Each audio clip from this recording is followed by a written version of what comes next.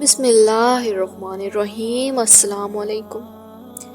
ایک مرتبہ ایک عورت بنت رسول صلی اللہ علیہ وآلہ وسلم کی خدمت میں حاضر ہوئی اور کہنے لگی کہ اے بی بی فاطمہ رضی اللہ تعالی عنہا، آپ سے میرے کچھ سوال ہیں۔ میں چاہتی ہوں کہ آپ مجھے ان سوالات کے جواب دیں تاکہ میری رہنمائی ہو سکے۔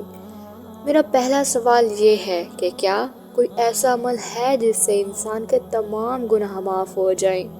دوسرا سوال یہ ہے کہ اللہ رب العزت کے نزدیک کون سا گھر سب سے افضل ہے؟ اور تیسرا سوال یہ ہے کہ انسان اور جنت کے درمیان کتنا فاصلہ ہے؟ آپ رضی اللہ تعالیٰ عنہ مہربانی فرما کر میرے سوالوں کے جواب دیں تاکہ میری رہنمائی ہو۔ آپ کے جواب میرے لیے انتہائی اہمیت رکھتے ہیں، آپ مہربانی فرمائیں۔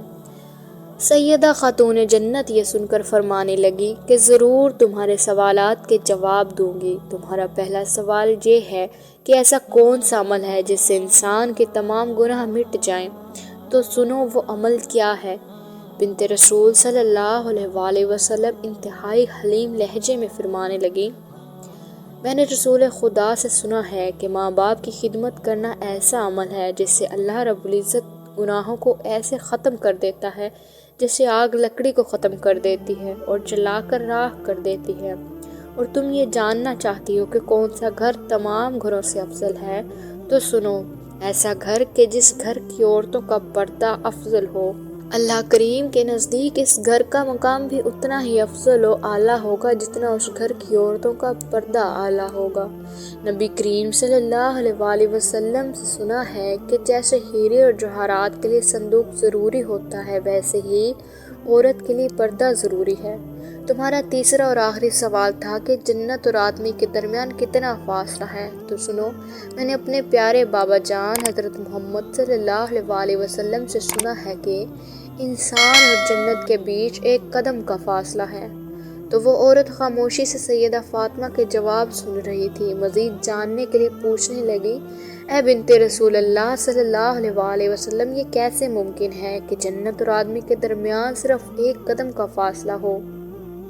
فاطمہ رضی اللہ تعالیٰ عنہا نے فرمایا کہ اے عورت، اپنا ایک قدم اپنے نفس اور خواہشات پر رکھ تو تمہارا دوسرا قدم جنت الفردوس میں ہوگا۔ بے شک اگر ہم یہ سوچ کر اپنی زندگی گزاریں تو جنت میں مقام پا لیں گے۔ ہمارے پاس نبی کریم صلی اللہ علیہ وآلہ وسلم کی سنت اور اللہ کی کتاب ہے، جس سے ہماری دین اور دنیا دونوں میں رہنمائی ہوتی ہے۔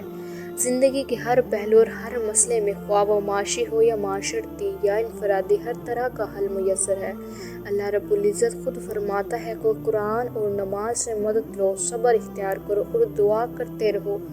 انشاءاللہ صبر اور دعا سے مشکلات آسانیوں میں تبدیل ہو جاتی ہیں، اور اللہ رب العزت کے پاس دعا اور صبر کا اعلیٰ اجر ہے۔ اس طرح پردہ عورت کے وقار کو بلند کرتا ہے اور والدین کی خدمت سے اللہ کی خوشنودی حاصل ہوتی ہے۔